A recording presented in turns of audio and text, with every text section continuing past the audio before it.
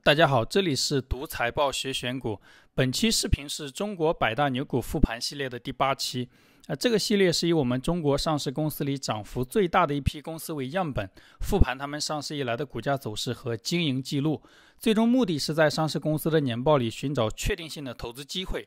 本期我们复盘的公司是格力电器。我们先看一下格力电器上市以来的股价走势。格力电器1996年在深交所上市，上市时间非常早。那个年代的互联网不像现在这么发达，交易所网站上没有保存那个时期上市公司的文件，像格力电器只能看到2000年至今的，所以后面复盘所有的内容都是参考格力电器2000年至今的信息。格力电器至今上市时间25年，自2000年至今累计涨幅是142倍，年化收益率 26%， 同时期上证指数的涨幅是 2.5 倍，年化收益率 2%。 这张图是格力电器上市以来的股价走势和期间的最大回撤幅度。格力电器股价最大回撤发生在2008年金融危机的时候，跌了8个月，股价从最高点最多跌去了 65%。 格力电器目前是国内市场占有率第1的空调企业，但它刚起步的时候只是珠海一家很小的国有企业，空调产品的市场占有率连前10都进不了。那它怎么从一个小公司成长为行业巨头的呢？我们今天就来复盘这家公司的发展经历。所以本期视频的内容由以下4部分组成。第一部分是格力电器的业务和行业简介，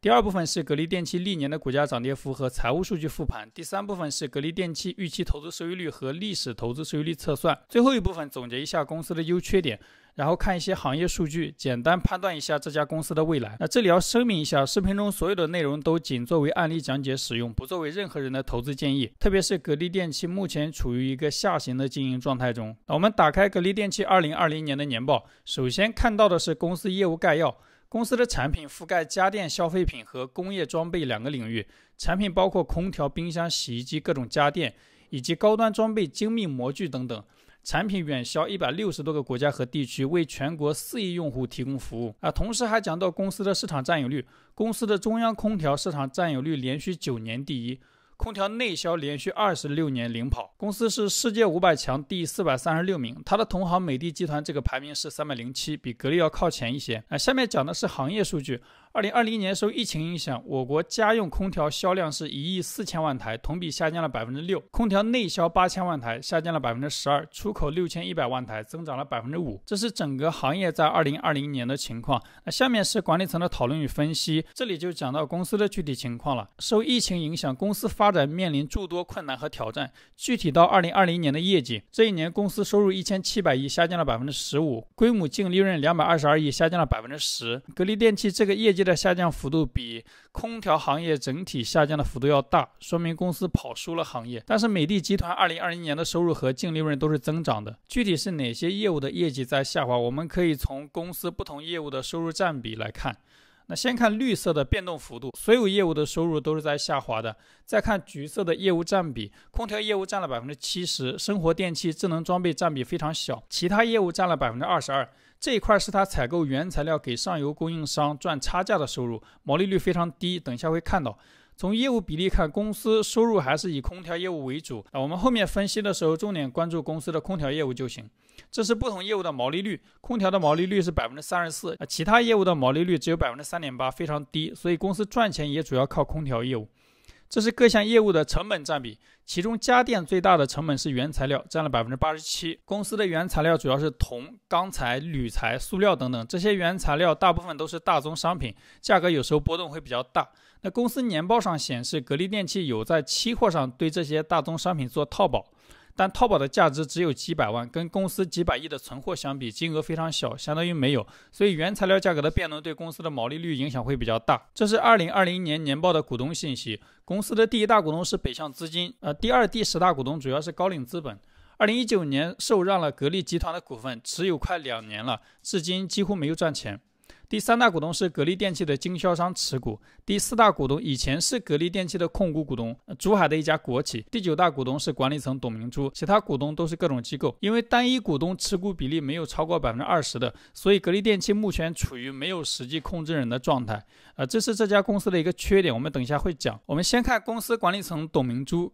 这是董明珠的简历，从基层业务员做到公司董事长，是一个非常优秀的企业家。福布斯曾经做过中国女性企业家的排行榜，董明珠一直是排第一的。那这里我们能看到，董明珠是做销售出身，但是格力电器是一个技术型企业，为什么一家技术型企业的董事长是做销售的呢？因为做技术出身的董事长已经退休了。董明珠是格力电器的第2代董事长，格力电器的第1代董事长叫朱江洪这个人也是非常优秀的企业家，我们把他们放在一起讲。朱江洪的简历我在海螺水泥那一期复盘的时候简单讲过，这里挑重点再过一遍。朱江洪1945年出生于珠海，1970年毕业于现在的华南理工大学机械系。毕业后因为家庭成分的原因被分配到广西一个很小的国企，他从最基层技术员做起，一直做到厂长，花了10几年时间，把一个亏损的国企不但扭亏为盈，还成了当地的纳税大户。那1984年他有机会回到故乡珠海工作，又接手了当地的一个亏钱的国企叫冠雄塑胶厂。这个厂一年亏100-200万，发工资都没钱，员工只能倒卖香烟赚钱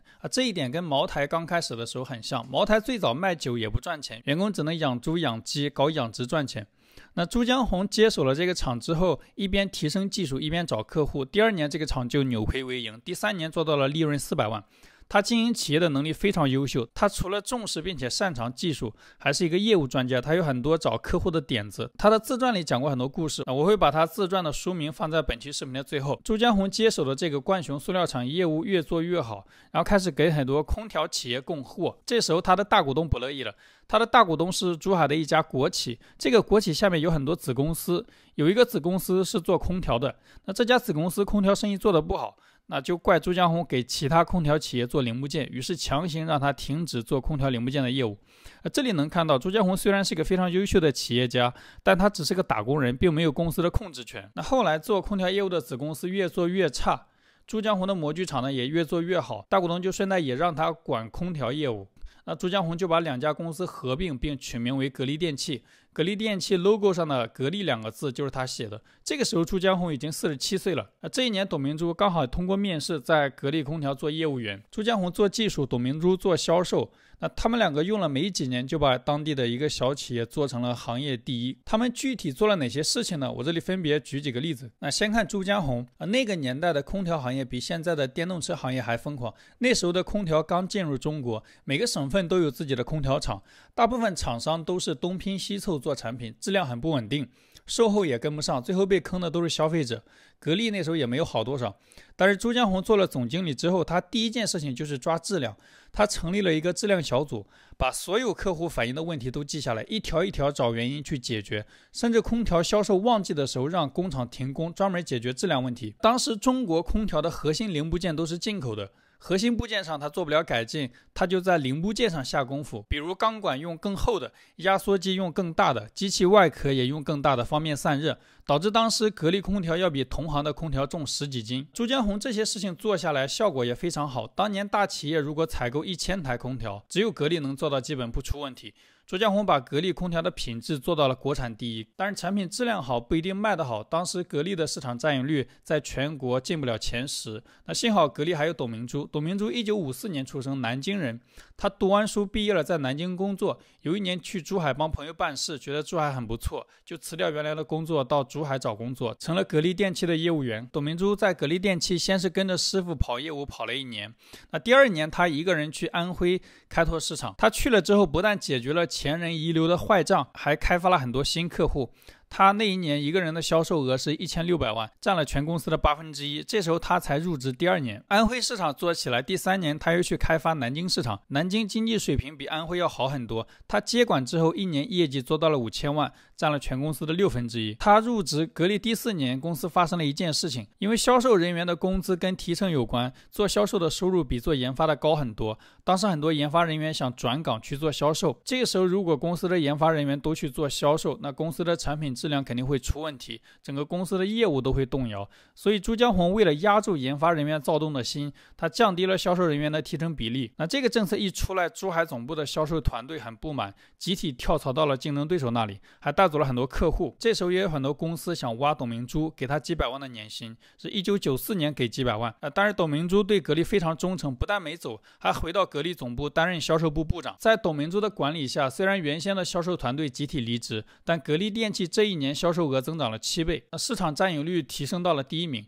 之后一直到现在，连续20几年，格力电器在国内市场一直是第一。空调跟其他电器有一个不一样的地方，空调企业的经销商很重要，其他电器像冰箱、电视、洗衣机，消费者都可以买回家自己插上电就能用。但是空调需要上门安装调试，空调公司又不可能在全国招聘那么多安装师傅，只能让当地的经销商解决，所以绑定经销商跟公司的利益就很重要。董明珠做了销售部长之后，花了很多年尝试不同的经销商合作方案，主要是为了解决合作过程中出现的人性的弱点。最后他摸索出的合作方案，基本上现在各家家电企业都在学，包括他的同行美的集团。这中间也发生过很多狗血的事情，他有一本自传写得很详细，我也会把他的自传放在本期视频的最后。这两个企业家，朱江红把格力空调的品质做到了全国第一，董明珠把格力空调的渠道质量做到了全国第一，都是非常优秀的企业家。但是这两个企业家有个硬伤，他们都是打工人，他并没有格力电器的控制权，很多决策是做不了的。格力电器的控制人是谁呢？我们看一下格力电器2000年的10大股东，第一大股东是格力集团，它跟格力地产是有关联的，那加一起呢，一共持有格力电器58%的股份，所以格力电器的控股股东是格力集团。格力集团是珠海的一家国企，空调是一个完全市场化竞争的行业，国企在这种行业里参与竞争的时候有先天的劣势，比如国企在重大人事任免的时候可以不考虑行业经验，让外行管理企业。格力集团的董事长曾经是一个记者出身的公务员，他因为格力品牌的问题跟格力电器的朱洪江有矛盾。这个矛盾简单讲是格力集团在格力电器之外搞了一个公司叫格力小家电，卖一些风扇之类的电器。那这些家电质量不过关，消费者被坑了之后都打电话到格力电器找售后，相当于一个爹养了2个儿子，2个儿子重名，小儿子干坏事，人都找到大儿子这里来了。这种矛盾爆发的时候，有记者在全国各地报纸上铺天盖地的造谣，说朱洪江私吞国有资产。那个时候的朱洪江已经59岁，接近退休了。虽然最后他打官司告对方造谣赢了，但他说当时那时候自己惶惶不可终日，一有风吹草动晚上就睡不着。这就是打工人最大的风险点，企业家能力再强，但没有控制权，随时有可能失去经营公司的资格。格力集团经营能力很一般，搞了很多业务不赚钱，只能减持格力电器的股份补其他业务的窟窿，最差的时候把格力电器的股票都抵押贷款去补，甚至想把格力电器卖给日本或者美国的空调企业，变成一个空调加工厂。那朱江红跟董明珠因为没有控制权，如果集团把公司卖了，他们一点办法都没有。最后是持股比例比较大的公募基金不同意，那时候全国都在搞股权分置改革，在公募基金的建议下，格力集团给管理层做了一次股权激励，才有了现在的格力电器。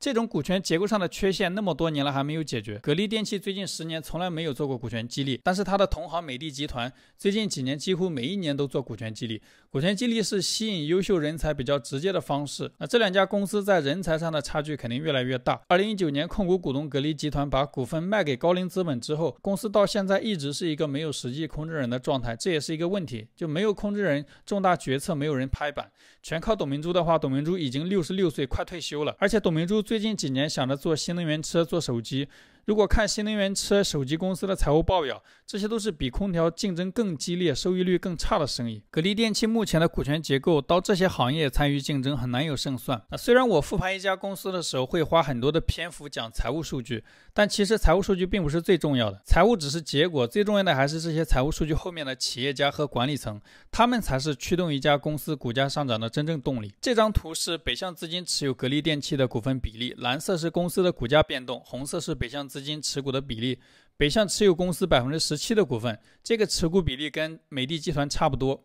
下面是管理层的薪酬和持股。管理层的薪酬部分，董明珠薪酬915万，其他管理层大部分在200万左右。这是公司管理层的持股，有股份的管理层非常少，只有3位。作为对比呢，这是美的集团管理层的持股情况，持股人员非常多，而且几乎都是有股份的。从管理层持有的股份上看，格力电器对员工的激励跟美的集团是没法比的。以上是格力电器公司业务和行业介绍，下面开始格力电器的股价波动和财务数据复盘。这张图红色是格力电器每年的涨跌幅，蓝色是同时期指数的涨跌幅。最近20年时间，格力电器只有4年跑输指数。这张是格力电器上市以来的收入变化，红色是利润表的收入，黄色是现金流量表经营活动收到的现金。黄色大部分时候比红色低，是因为格力电器有一部分收入和支出走的都是银行票据，不体现在现金流上，所以这个指标并不能反映公司收入的含金量。格力电器的收入从上市时候的28亿增长到2020年的1705亿，增长了61倍。这是家电行业最大的几家公司营业收入的规模，格力跟美的的差距越来越大。当然，他们两个在业务上不完全相同，美的集团小家电占比高一些。这张是格力电器上市以来的净利润变化。格力电器的净利润从上市时候的1.86亿增长到2020年的223亿，增长了120倍。这个增长幅度跟公司股价的涨跌幅是差不多的，说明公司股价的上涨主要还是靠业绩在驱动。格力电器2020年的收入和净利润都在下滑，但是美的集团都是在增长的。这是公司每年税前的利润构成，税前利润很干净，主营业务的利润占了93%，其他利润占比比较小。看完收入和净利润的整体趋势之后，按照惯例我们看一下这个趋势中的异常值，也就是增速很高和很低的年份。格力电器最近这些年业绩增速最低的年份是2020年，这一年收入和净利润都在下滑。这一年的经营情况我们前面已经复盘过了，主要是由于疫情影响，这里不再重复。下面看业绩增速最高的年份。业绩增速最高的年份是2017年，这一年收入增长了36%，净利润增长了45%。我们看一下这一年发生了什么。打开格力电器2017年年报的管理层讨论与分析部分，这里讲到连续1年多的房地产市场火爆，刺激了国内空调市场高速增长。这一年中国家用空调内销同比增长了46%，这个行业增速是比格力电器的收入增速高的，说明格力电器这一年没有跑赢大盘。增长的动力是房地产市场火热，所以如果预测公司未来的业绩，这是一个需要跟踪的方向。最后还顺带提了一下空调的更新周期，大概是10年更新一次。那这张是格力电器的毛利、净利润和各项费用占收入的比例变动。格力电器从2015年开始，毛利率一直在下降，但同时销售费用也一直在下降。格力电器为了控制经销商，有一个销售返利的政策。这个政策简单讲就是产品卖给经销商的时候价格更高，之后又会在一定销售周期后把一部分利润返还给经销商。这个政策会导致格力电器的毛利率高，销售费用率高，所以格力电器的毛利率变化不能反映公司生意的难易程度，也不方便跟同行公司对比。有些人单看毛利率就认为格力电器比美的集团生意好做，这个是有问题的。格力电器最近几年毛利率和净利润率的下降都不是好事。董明珠在股东大会上解释过，是因为毛利率低的新业务占比比较高导致的。这张是公司的资产结构，资产占比最大的是黄色的货币资金，占比超过1半，其次是最上面深蓝色的其他资产。我看了一下报表附注，主要是理财和股权投资。所以实际上格力电器的现金类资产应该是深蓝色加黄色，占比第2、第3的是固定资产和存货，跟现金类资产比小很多。这张是公司的负债和股东权益结构图，占比最大的是浅绿色的其他负债，这一块主要是其他流动负债。报表附注显示这是欠经销商的返利，这是前面销售返利政策的产物，这块有600多亿。占比第2大的是蓝色的应付款530亿，这一块是欠上游供应商的钱，这个金额非常大。占比第3的是有息负债222亿，远低于公司接近2000亿的现金类资产，公司现金流非常充足。这张是公司的营运资产、营运负债和营运净资产变动。营运资产是被下游客户占用的钱，格力这一块资产主要是存货和应收款。营运负债是占用上游供应商的钱，格力电器这块负债是应付票据和应付款。格力电器营运净资产一直小于0，而且金额巨大，说明公司日常做生意先收钱再发货，而且收到的现金非常多。2020年公司的营运净资产是负817亿，说明公司账上有817亿来自于上下游的现金。我们前面看公司资产结构的时候，公司的固定资产加存货只有500多亿，远低于公司从上下游占用的资金。所以虽然格力电器的业务看起来是一个重资产的生意，但实际上公司把这个生意做得非常轻，上下游占用的资金远超过固定资产的投入。下面是现金流量表。现金流量表科目大于0表示有钱流入，小于0表示有钱流出。我们直接按照不同功能把现金流量表拆一下。最近几年现金流比较大的科目主要是红色主营业务的流入，黄色购买理财的流出，蓝色银行借款的流入和紫色的分红流出。我们以最新的2020年年报的数据为例看一下。红色柱子192亿，表示格力电器主营业务产生了192亿的现金流入；黄色50亿，表示这一年赎回理财有50亿的现金流入；浅蓝色负150亿，是回购股份的现金流出；深蓝色81亿，是银行借款增加了81亿的现金流入；紫色负142亿，是公司分红分掉了142亿；绿色一直比较短，说明公司主营业务的扩张支出一直比较小。这张是公司的自由现金流变化，2012年以后，公司主营业务赚到的现金远超产能扩张支出的现金，公司的自由现金流一直大于0。公司扩张的支出比较稳定，这2年因为净利润的下滑，自由现金流略微下降。那这张是公司的资产质量和估值数据图，格力电器净资产收益率长期在 20% 以上，是非常优秀的水平，但最近4年连续下滑，一方面是由于净利润率在下降，另一方面是由于资产中的现金类资产占比太高，现金类资产收益比较低，拉低了整体资产的质量。这个在海康卫视那期视频已经讲过，不清楚的可以翻那期视频看一下。公司的估值水平波动比较大，最近几年市盈率最低8倍，最高16倍，目前的估值创了近10年的新高。那以上是公司的股价波动和财务数据复盘，下面开始格力电器预期投资收益率和历史投资收益率测算。我们还是用企业价值的概念计算一下买入这家公司可以获得的预期收益率。那企业价值的定义是收购一家企业所需要的现金流，它等于企业的市值加上有息负债减去现金类资产。我们按照这个定义算一下买下格力电器需要多少现金流。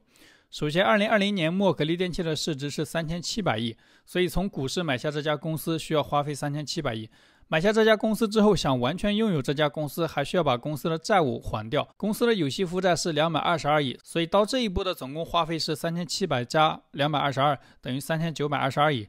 完全拥有这家公司之后，账上还有1372亿的现金和理财，那这一步又收回来1372亿，所以最终我们买下这家公司的花费是3700加222减1372等于2550亿。那钱花掉之后，我们能获得的收益是多少呢？收益等于2020年的自由现金流，这个数字是147亿。最终买入格力电器这笔投资总投资额是2550亿，一年的收益是147亿，所以收益率是147除以2550等于 5.8%。 这是假设格力电器经营水平保持不变的情况下买入公司股票的预期收益率。这个预期收益率在格力电器的历史上是非常低的，所以目前买入这家公司的性价比比较差。那下面我们看一下格力电器历史上的预期投资收益率和实际收益率，这是公司最近10年每年的预期投资收益率和实际收益率对比。红色是公司股价的收益率，黄色是每年计算得到的预期投资收益率。我们假设在预期投资收益率 15% 以上的时候买入持有公司的股票，看一下实际的收益率能有多少。格力电器最近10年有6年的预期投资收益率大于 15%， 其他年份的投资收益率都比较低，一般是自由现金流或者是估值有缺陷，有兴趣的可以自己算一下。我们看一下，假设我们在这6年年报出来之后买入这家公司并持有，能获得的累计收益率和年化收益率。因为我们是在年报出来之后才能发掘投资机会，所以我们实际能获得的收益率分别是这6年往后推1年的股价涨跌幅。这6年的收益率红色柱子上都有写，分别是 33%、19%、27%、19%、83%、91%。按照复利计算，这6年的累计收益率是 736%， 投资1块钱最后变成了8块3毛6，年化收益率是 53%。 这个年化收益率高于一直持有公司股票不动能获得的年化收益率，说明根据财务数据判断这家公司的买卖时机是有效果的。以上是公司的预期投资收益率和历史投资收益测算。最后我们看一下公司的优缺点和未来展望。那公司优缺点评价用的还是波特模型，大家可以暂停看一下。因为格力电器的生意是一个充分竞争的生意，所以缺点多一些。那下面看一些格力电器的行业数据，主要用来判断公司未来的增长空间。那这里还是从2个角度看，一个是公司产品的特性，空调跟其他电器不一样，它是城市化社会日常生活的必需品。一个人在家里可以没有冰箱、没有电视、没有洗衣机，但空调一定要有，因为人是恒温动物，人对温度调节的需求跟饿了吃饭渴了喝水一样，都是刚需。那空调的这个特点是其他电器都没有的，所以空调是一个很好的生意。同时空调也是有使用寿命的，我们在前面看年报的时候公司有披露过空调的更换周期大概是10年，所以空调也是一个有存量市场的生意。那这是日本大金空调的股价走势，虽然日本人口和经济增速都很低，但空调的需求量还在增长。日本每100户拥有300台空调，中国目前是每100户拥有100台空调，所以中国整个空调市场还是有增长空间的。日本大金公司最近10年股价涨了7、8倍，市盈率40倍很高，但它的资产质量比较差，净资产收益率只有 10%。这是美国空调业务规模最大的公司的股价走势。这家公司刚上市1年，股价也一直在涨。这家公司的资产质量比格力好，净资产收益率 35%， 市盈率20倍，跟格力差不多。通过参考这些国外的企业，中国的空调还是一个长期看有增长的生意。下面从短期的视角看一下行业空间。这是美的集团今年做的股权激励，股权激励的考核内容是净利润的增长，但要求的增速非常低，每年不到10%。我们上期复盘东方雨虹的时候，考核的业绩增速是25%。美的作为市场占有率跟格力差不多的空调企业，它对未来增速的期望值比较低，说明短期行业增长空间有限。以上是我们搜集到的信息。最后我们看一下格力电器管理层对未来的判断。在2020年的年报里，公司的发展计划没有披露具体的业绩目标。它年报里提示了一个风险，今年出现了，在未来发展面临的风险，这里管理层讲到公司的原材料是钢材、铜材、铝材和塑料等，如果这些原材料价格波动大，会对公司的经营业绩有影响。那今年很多大宗商品价格确实都在涨，公司发布的一季度业绩毛利率还没有回到疫情前的水平，可能是由于这个的影响。这是综合以上得到公司生意的优缺点。整体上公司生意长期看是个好生意，但短期不乐观。这是格力电器2位董事长的自传，有兴趣的可以去看一下。这是本期视频用到的财务卡片，有兴趣的可以关注同名公众号读财报学选股，免费获取这些资料。好了，以上是本期视频的所有内容。再次重申一遍，视频中所有的内容都仅作为案例讲解使用，不作为任何人的投资建议。欢迎评论或者私信你关注的公司，我来复盘。希望本期视频对你的投资有启发，感谢观看。